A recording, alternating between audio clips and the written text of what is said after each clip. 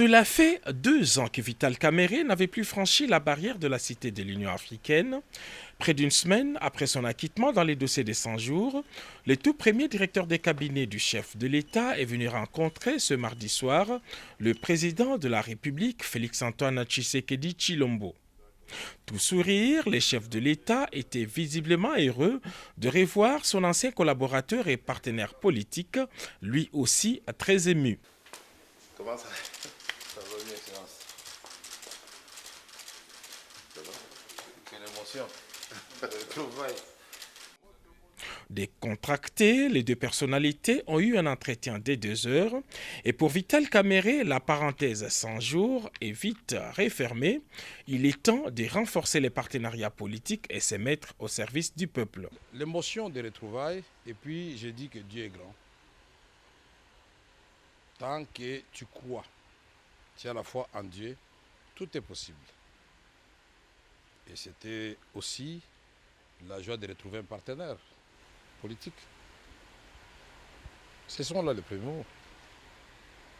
Quelle que soit l'épreuve qu'on endure, cette épreuve doit être en dessous de ce qu'on est déterminé à donner à la nation, à la patrie, à la communauté.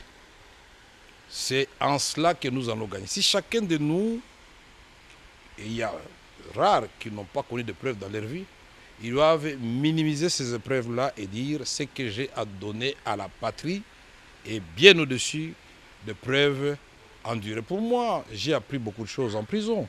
La patience, la résilience. J'ai appris comment renforcer la foi en Dieu. Les Congolais veulent entendre Vital Kamerhe s'exprimer sur ce qui se passe à l'Est, votre fief naturel. Donc, ce qui se passe à l'Est, nous laisse tous sans voix.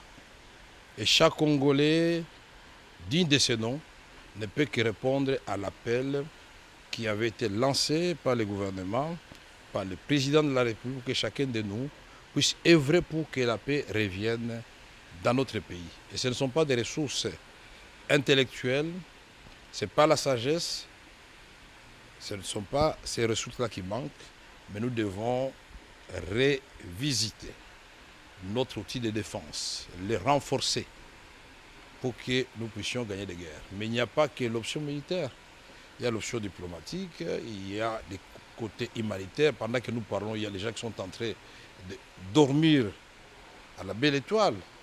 Il ne faut pas que la question de M23 nous fasse oublier que quand nous avons pris le pouvoir, avec le président Tshisekedi en tête, le problème que nous devrions résoudre, c'était le problème de Beni avec les ADF Nalou, les Codeco à Ituri.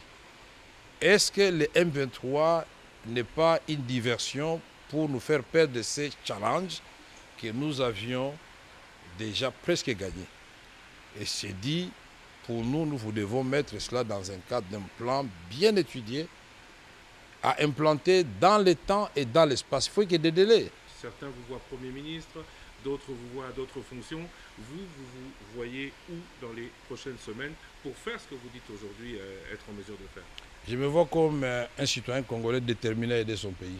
Cette sortie médiatique marque la rentrée politique du patron de l'UNC. Dans les prochains jours, VK se lance déjà dans la bataille pour la conservation et la consolidation du pouvoir sous la bannière de l'Union sacrée de la nation.